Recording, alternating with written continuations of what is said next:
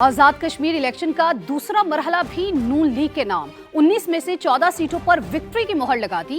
गैर सरकारी गैर हतमी नताइज के मुताबिक पीपल्स पार्टी सिर्फ 5 नशिस्तें ही हासिल कर सकी। वजीर आजम के मुशीर राना सनाउल्लाह कहते हैं मुस्लिम लीग नून ने आजाद कश्मीर इंतखाबात में सादा अक्सरियत हासिल कर ली।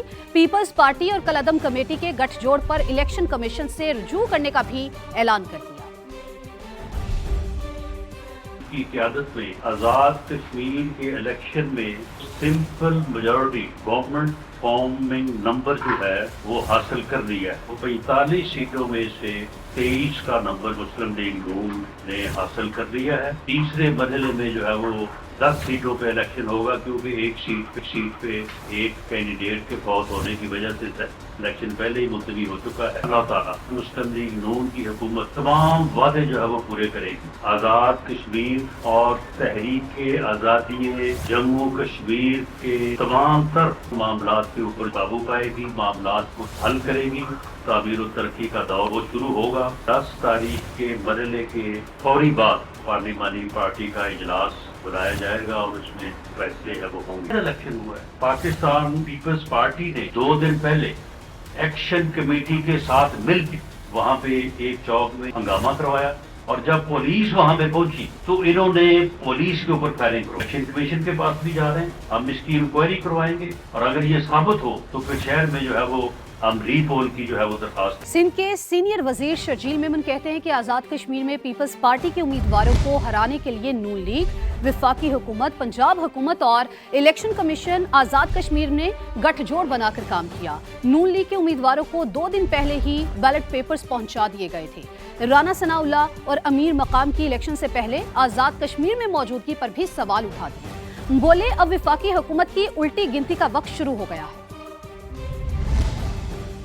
दुनिया ने देखा पाकिस्तान पीपल्स पार्टी के कैंडिडेट्स को हराने के लिए मुस्लिम लीग नून वफाकी हुकूमत की तरफ से, पंजाब हुकूमत की तरफ से और इलेक्शन कमीशन की तरफ से इसे स्ट्रॉन्ग गठजोड़ था। इलेक्शन कमीशन ने ढटाई के साथ गलत बयानी। पाकिस्तान पीपल्स पार्टी आखिरी मरहले तक मैदान खाली नहीं छोड़ेगी। 2024 के इंतखाबात की तारीख को दोहराया गया। वो फॉर्म 47 की हुकूमत थी, ये फॉर्म 47 प्लस की कार्रवाई। फेडरल मिनिस्टर्स साहिबान ने जो प्रेस कॉन्फ्रेंस की, राना सनाउल्लाह साहब ने, अमीर मुकाम साहब ने, वो पशेमानी गिल्ट नहीं था, वो तकब्बुर और गुरूर था। आप बता राना साहब, आप और आपके फेडरल मिनिस्टर 15 दिन से वहाँ पे क्या कर रहे थे? बैलेट पेपर 2 दिन पहले तमाम कैंडिडेट्स को दे दिए गए थे। आपने पीपल्स पार्टी के मैंडेट को रोकने की कोशिश की, आपने उन कश्मीरियों के मैंडेट को रोकने की कोशिश की, और ऊपर से आप बोलते हो कि हमने कंप्लेंट भी ना करें। चेयरमैन साहब ने एक जलसे में कहा था कि अगर मैंडेट पर डाका डाला गया तो वफाकी हुकूमत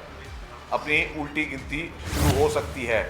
तो मैं ये समझता हूँ कि वफाकी हुकूमत की उल्टी गिनती गिनने का वक्त अब शुरू हुआ जाता है। शर्जील मेमन ने बेबुनियाद इल्जामात लगाए। अच्छा होता इल्जामात के साथ शवाहिद भी दे देते। वफाकी वज़ीर इत्तलात अतात आड़े की गुफ्तगू, कहा मुस्लिम लीग नून की सादा अक्सरियत कबूल करे और आगे बढ़े। जैसे नून लीग ने गिलगित बल्तिस्तान में आपको मुबारकबाद दी थी, आप भी थे। जम्मू और कश्मीर में मुस्लिम लीग नून को दूसरे फेज में भी बरतरी हासिल हुई है, सिंपल मेजॉरिटी तक पहुंच चुके हैं। ये कई हमारे मुखालफिन को जो है वो हजम नहीं हो रही। थोड़ी बर्दाश्त का, तहम्मुल का और रवादारी का मुजाहरा करना चाहिए। शर्जील मेमन साहब की तरफ से बेबुनियाद इल्जामात लगाए गए। 2024 के इलेक्शन पर सवाल उठाना, तो क्या वो सवाल सिंध पे नहीं उठता? आप थोड़ा सा ज़रा इस पर हौसला करें और आला ज़रफ़ी का मुजाहरा करते हुए, जिस तरह मुस्लिम लीग नून ने गिलगित बल्तिस्तान में आपको मुबारक दी थी, आप मुस्लिम लीग नून को मुबारकबाद दें। जो नोक झोंक है बिल्कुल ये चलती है, जमहूरियत का हिस्सा है, सियासी निज़ाम का हिस्सा है, मगर अब ये जो इल्ज़ाम तराशी की जा रही है इसका नतीजा कोई नहीं निकलेगा, क्योंकि इनके पास ना सबूत हैं, ना इनके पास शवाहिद हैं, ना इनके पास कोई आर्ग्यूमेंट है। आपका वज़ीर आज़म हो, आपकी अपनी हुकूमत हो, और फिर आप इल्ज़ाम लगाएं और फिर कहें 2024 में भी ये हुआ था। तो मैं ये समझता हूँ कि ये अफसोसनाक है। इन नताइज को खुश दिली से तस्लीम करें और आगे बढ़ें, यही जमहूरी अमल का तकाजा है। और चीफ इलेक्शन कमिश्नर आजाद कश्मीर ने मुजफ्फराबाद डिवीजन की 7 नशिस्तों के नताइज का ऐलान कर दिया। कहा मौजूदा असम्बली आइन के मुताबिक 4 अगस्त के बाद बाकी नहीं रहेगी। नया ऐवान मंगल को वजूद में आ जाएगा। 2-4 नशिस्तों के ना होने से असम्बली को नामुकम्मल करार नहीं दिया जा सकता।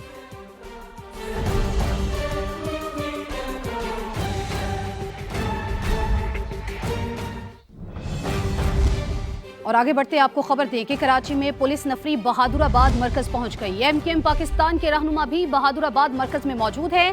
पुलिस की नफरी क्यों पहुंची है, इस हवाले से आपको अपडेट करेंगे। अभी आपको ये बता रहे हैं कि कराची में पुलिस नफरी बहादुराबाद मरकज पहुंच गई है। एमकेएम पाकिस्तान के रहनुमा भी बहादुराबाद मरकज में मौजूद हैं, तो पुलिस की नफरी बहादुराबाद मरकज पहुंच गई है। तो आपको इस हवाले से अपडेट कर रहे हैं। गुज़िश्ता रोज बहादुराबाद मरकज पर एमकेएम के हवाले से आपको अपडेट कर रहे हैं। पुलिस की नफरी बहादुराबाद मरकज पहुंच गई है। इस हवाले से अहम खबर कराची से आपको खबर दे रहे हैं। गुज़िश्ता रोज बहादुराबाद मरकज पर एमकेएम के 2 ग्रुप्स में तसादुम हुआ था। ब्यूरो चीफ कराची असलम खान ने हमें ज्वाइन किया है। असलम, इस हवाले से अपडेट कीजिएगा। देखिए, अभी एमकेएम का जो दफ्तर है वहाँ पर एमकेएम की पुलिस की जो नफरी है वो वहाँ पर पहुँची है, और इस वक्त जो मुख्तलिफ शोबाजात के जो जिम्मेदारान हैं वो भी वहाँ पर मौजूद हैं। अभी ये मालूम नहीं हो सका कि पुलिस का जो मामला है वो किस हवाले से वहाँ पर पहुँची है, किसी सिक्योरिटी के तनाजुर में तलब किया गया है या कोई कार्रवाई होने जा रही है।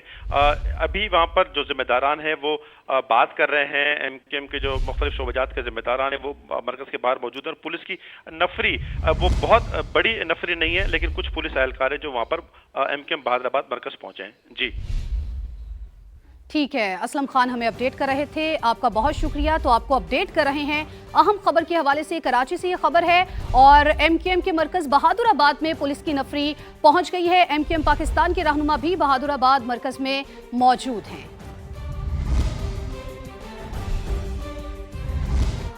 ये कहना बिल्कुल गलत है कि पाकिस्तान का पूरा निज़ाम नाकाम हो चुका। अलबत्ता सिस्टम को नए तकाज़ों से हम आहंग करने के लिए इस्लाहात ज़रूरी हैं। वफाकी वज़ीर मनसूबा बंदी एहसन इकबाल का इस्लामाबाद में तकरीब से खिताब। बोले, सिर्फ 1170 मुंतखब अवाम नुमाइंदों से जमहूरियत मजबूत नहीं हो सकती। ब्यूरोक्रेसी को भी जदीद तकाज़ों से हम आहंग करना ज़रूरी है।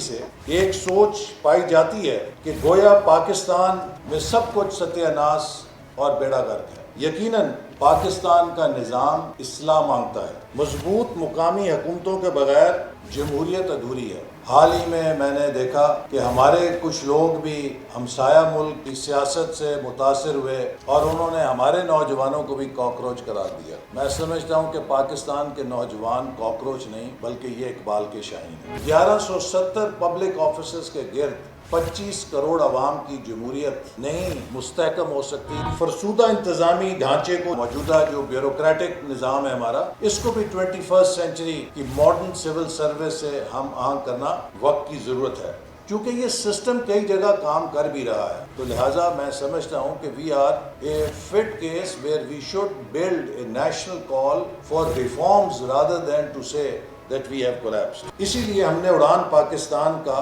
कौमी विजन तैयार किया। ये एक ऐसा विजन है जो पाकिस्तान को सिर्फ बहरानों से निकालने के लिए नहीं, बल्कि 21वीं सदी की सफ़े अव्वल की मईशत में शामिल करने के लिए है। फैसलाबाद में कबल पुलिस स्टेशन मेन गेट पर होने वाले खुदकुश धमाके में जख्मी मजीद 2 पुलिस एहलकार शहीद हो गए। शोहदा की तादाद 17 हो गई। धमाके का मुकदमा थाना सीटीडी में दर्ज कर लिया गया है। आईजी खैबर पख्तूनख्वा ने तहकीकात के लिए जीआईटी बनाने का ऐलान कर दिया। कहते हैं खुदकुश हमलावर की शनाख्त हो गई। उनका मजीद क्या कहना था, आइए सुनते हैं। जो इंटेंडेड टारगेट था वो शायद अंदर था, और वो ज़्यादा खतरनाक होता और नुकसान शायद उसका काफ़ी ज़्यादा होता। तो चूँकि गेट पे हमारे लोग होशियार थे, तो उन्होंने गेट पे रोका, और गेट के अंदर जैसे ही वो पहुँचे तो फिर उसने सुसाइड में अपने आप को ब्लास्ट कर लिया। रेड अलर्ट की वजह से और प्लस जो हमारी प्रेजेंस या ये चीज़ें थी उनकी वजह से वो चीज़ अवर्ट हो गई। दूसरे सुसाइड बॉम्बर की भी इंफॉर्मेशन या थ्रेट अलर्ट मौजूद है। हम इसके ऊपर एक जीआईटी बना रहे हैं, जो कि स्पेशल इन्वेस्टिगेशन टीम होगी जो इस पर तफ्तीश करेगी, और काफ़ी इसमें अहम कुछ हक़ाइक़ सामने भी आए हैं और उन पर भी काम हो रहा है, और हम उम्मीद ये करते हैं कि हम बहुत जल्द इंशाल्लाह इसको ट्रेस करके जो इसको मुजरिम हम तो कैफे किरदार तक पहुँचाएंगे। वफाकी नाकिस पॉलिसीज का खमियाजा खैबर पख्तूनख्वा के अवाम और पुलिस भुगत रहे हैं। अमन की बहाली के लिए सूबाई हुकूमत अपनी पॉलिसी पर अमल करेगी। हर हद तक जाएंगे, अमन करके दिखाएंगे। वज़ीर आला सुहेल आफरीदी की सवात में गुफ्तगू। कहा, दहशत गर्दी के खिलाफ फैसला कुन मरहला जारी है। हुकूमत जो है वो फॉर्म 47 की हुकूमत है, वो अवामी मैंडेट से नहीं आई। ان کے پاس کوئی اختیار ہی نہیں ہے، وہ نہ سمجھتی ہیں، نہ ان کے پاس کوئی پالیسی ہے. یہاں پر خیبر پختونخوا میں جو ہے عوامی مینڈیٹ سے حکومت آئی ہے، ہم نے اپنے عوام کا سوچنا ہے اور ہم بہتر پالیسی لا سکتے ہیں. ہمیں جو ہے مزید سخت پالیسی اپنانی ہوگی اور اس کے لیے ہم نے ہر حد تک جانا ہے، اور اس دفعہ انشاءاللہ تعالی یہ میں آپ کو کر کے دکھاؤں گا. یہاں پر امن انشاءاللہ تعالی ہم لائیں گے.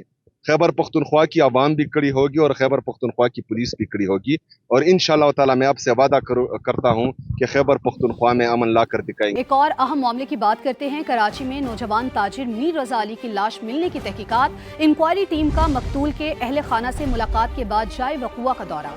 کیس کی مختلف زاویوں سے تفتیش جاری ہے. ٹیم روزانہ کی بنیاد پر پیش رفت رپورٹ تیار کرے گی. واقعے کی ایک اور سی سی ٹی وی فوٹیج بھی سامنے آ گئی. دیکھا جا سکتا ہے کہ گاڑی میں بیٹھتے ہی میر رضا نے موبائل فون چیک کیا. تفتیشی ذرائع کا کہنا ہے گاڑی میں بیٹھتے ہوئے مقتول کی کمر پر پسٹل لگا ہوا تھا.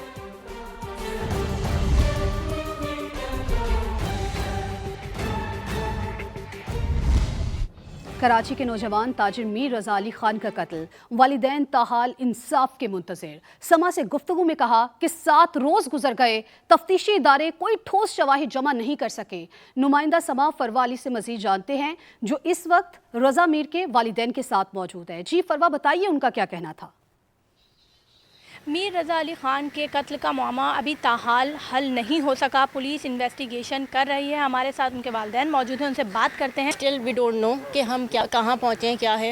ہم ہر کسی سے اپیل کر رہے ہیں کہ ہمیں جلد از جلد اس کے لیے انصاف مل جائے. آج 7 دن ہو گئے، ہمیں کوئی کانکریٹ چیز مل نہیں رہی ہے. نئی سی سی ٹی وی آئی ہے، آپ اس کے متعلق بھی کچھ بتا رہے تھے کہ وہ جب چلتے ہوئے اس جائے وقوع کی طرف جا رہے ہیں تو اس میں کیا پیش رفت ہے اور کیا کہا جا رہا ہے؟ جی اس ویڈیو میں بھی جب وہ گیسٹ ہاؤس کے سامنے سے چلتا ہوا جا رہا ہے رضا، تو آگے ہارڈلی میرے خیال میں 50 میٹر واک کی ہوگی اس نے. 50 میٹر واک کرتے ہی درخت کے ساتھ 2 بندے نکلے ہیں اور انہوں نے پکڑا ہے. یہ ویڈیو دکھا رہا ہے سما کی جانب سے جو ویڈیو. جی آپ کی جانب سے جو، اور آپ لوگ کا بہت شکریہ کہ آپ نے بڑے ٹائم پہ یہ سب اس بچے کی وجہ سے اللہ پاک نے یہ سب کر رہے ہیں، ورنہ ہمارے پاس تو یہ ویڈیو نہیں تھی نا. ہاں، یہ پولیس کے پاس ضرور تھی میرے خیال میں. ویڈیو میں کیا آپ کہہ رہے ہیں کہ جو مس ہو گیا ہے؟ اس ویڈیو میں یہ مس کیا گیا ہے کہ جب رضا چلتا ہوا جا رہا ہے، اس کو تھوڑا آپ زوم کریں تو درخت کے پاس سے 2 سفید کرتا شلوار میں بندے نکلتے ہیں اور رضا کو انہوں نے کمر میں ہاتھ ڈال کے پکڑ کے لے کے جا رہے ہیں. وہ موبائل کیوں اس نے ڈی ایکٹیویٹ کیا، یہ کام ہے ایجنسی کا پتہ کرنا، میرا کام نہیں ہے. میں اتنا جانتا ہوں میرے بیٹے کو کوئی ایسا تھریٹ دیا گیا جس کے اوپر، یا کسی ایسے شخص نے اس کو بلایا جس پہ وہ ٹرسٹ کرتا ہو نا، تو اس نے اپنی سیفٹی کے لیے گن نکالا. مگر پھر بھی میں سمجھتا ہوں کہ گن وہ اس کے پاس تھی ہی نہیں. وزیر اعظم پاکستان سے کہنا چاہوں گا کہ اس میں انٹرفیئرنس کریں، اور یہ ایک نارمل مرڈر نہیں ہے، بروٹل مرڈر ہے، اور یہ اس کی شناخت مٹانے کی کوشش کی گئی ہے. اس کے فیس پہ ایسڈ ڈالا گیا ہے، اس کے ہاتھوں پہ اس کی پوری فنگر پرنٹس ختم کی گئی ہیں. ٹھیک ہے جی، اس کو جلایا گیا ہے. اس کے بعد اس کو پیچھے سے گولی ماری ہے، فرنٹ سے نہیں ماری ہے. فرنٹ سے گولی نہیں ماری ہے، پیچھے سے گولی ماری ہے. اس کو یہ یاد رکھیے گا کہ فرنٹ سے گولی نہیں ماری ہے، بیک سے ماری ہے. اور جو ویڈیو میں ان 2 بندوں کو تلاش کریں جو وہ کونے پہ کھڑے ہو کے اس کو رضا کو پکڑا ہے جنہوں نے. وہ کون 2 بندے ہیں؟ وہ کون 2 بندے ہیں جو رات میں 3:30 پہ اس کو پھینک کر جا رہے ہیں؟ وہ کون بندے ہیں جو نظر آ رہے ہیں جن کے ہاتھ میں بڑے رائفلز ہیں، بڑی گنیں ہیں؟ کون لوگ ہیں وہ؟ ہم نے ڈیڈ باڈی ڈھونڈی، ہم میاں بیوی بچوں نے ڈھونڈی اپنے بچے کی. ہم نے وہ لوکیشن ڈھونڈی، ہم نے ڈھونڈی. ابھی تک پولیس نے کوئی چیز ہمیں پازیٹیولی ڈھونڈ کے نہیں بتائی کہ یہ چیز ہے جی آپ کا بچہ انہوں نے پکڑا تھا. تو وہ بھی ہو سکتا ہے ہم ہی پکڑ لیں گے. جی ہمارے ساتھ رضا کے والدین موجود تھے. ان کا یہی کہنا ہے کہ پولیس کی جانب سے شفاف تحقیقات کی جائیں تاکہ ان کے جو بیٹے کا قاتل ہے وہ جلد سے جلد پکڑا جائے. جی آگے آپ کو خبر دے K2 ایئر کارگو طیارہ حادثہ، پائلٹ کے اہل خانہ کا تحقیقات کا مطالبہ. اہل خانہ نے K2 ایئر ویز کے چیف ایگزیکٹو آفیسر راجہ طارق مجید کو UAE سے وطن واپس لانے کا مطالبہ کر دیا ہے. کیپٹن رضوان ادریس کے اہل خانہ نے آن لائن پیٹیشن دائر کر دی. مزید جانتے ہیں جاوید اصغر سے. جی جاوید بتائیے. جی کیپٹن رضوان ادریس کے اہل خانہ کی جانب سے فائل کی گئی آن لائن پیٹیشن میں کہا گیا ہے کہ bureau of safety investigation team Raja Tariq Majeed کو وطن لا کر تحقیقات کرے، جبکہ اہل خانہ جسٹس فار K2 ایئر ویز کرو کے نام سے آن لائن پیٹیشن دائر کی ہے. K2 ایئر ویز کا طیارہ 7 جولائی کو شادی تک کراچی واپسی اور عمرہ کے مقام پر سمندر میں گر کر تباہ ہوا تھا، جس میں کیپٹن رضوان عالم کے ساتھ حملے کے 5 ارکان سوار تھے. جبکہ دوسری جانب بیورو آف ایئر کرافٹ سیفٹی کی انویسٹیگیشن ایجنسی کی ٹیم ایک دفعہ پھر کراچی پہنچ گئی ہے اور BASI کی سربراہی میں یہ ٹیم دوبارہ تحقیقات کا آغاز کرے گی. جی بہت شکریہ جاوید آپ کا.